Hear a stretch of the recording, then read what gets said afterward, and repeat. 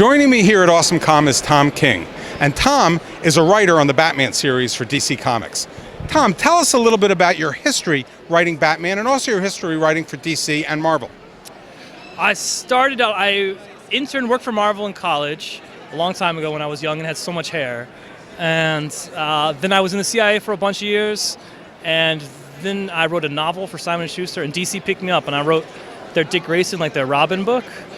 And I wrote a few books for Marvel Vision, and I just got this is like sort of my big shot. I'm now writing Batman #1, which comes out in 2 weeks.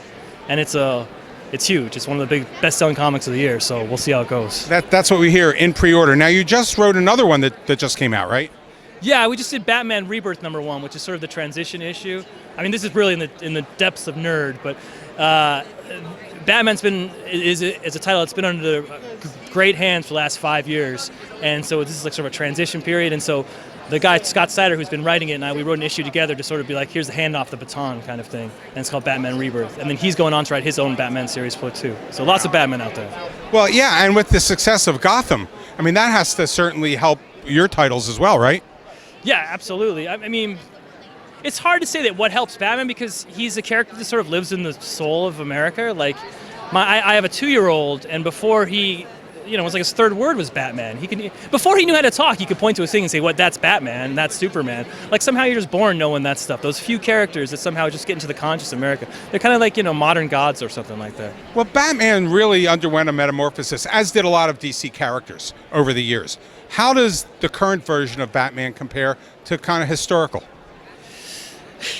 I mean, I think Batman's one of those characters that, when you look back, he always reflects the times. He's a Superman, and somehow he doesn't grow, it doesn't evolve. Batman always evolves to sort of be a mirror on who we are now.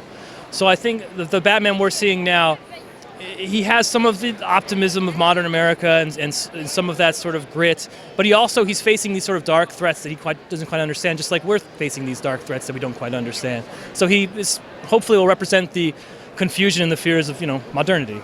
I mean, that's what every Batman writer has to do. That's our job. Now, as a native of Washington or somebody living in Washington, almost native. Okay, that works. Yeah, I wrote for all the local teams and stuff. I've given up. I have 3 native kids, 3 DC kids, so we're all right. How does your history in the CIA kind of help you when you pen Batman?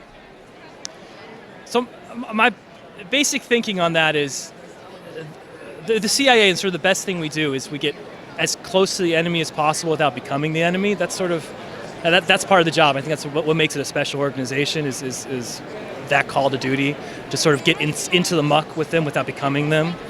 And when I think of Batman, I sort of think of that kind of character. He's the guy who gets as close to the insanity of Gotham as he possibly can without becoming that insanity. Although he's always on the danger of going over that edge, which, anyone who's ever read a thriller novel, that's what every author does with the CIA, is they go over the edge. Right. So that's the reflection. That's the sort of that, you see the worst of humanity and you try to come out with the best of it. And I think that's what CIA was, and I think that's what Batman is too. So what is next for both Tom King and Batman? Well, Batman #1 comes out. We'll see how it goes. I'm insanely nervous. I'm insanely excited. And Batman himself, the first issue of Batman, it's such a simple idea.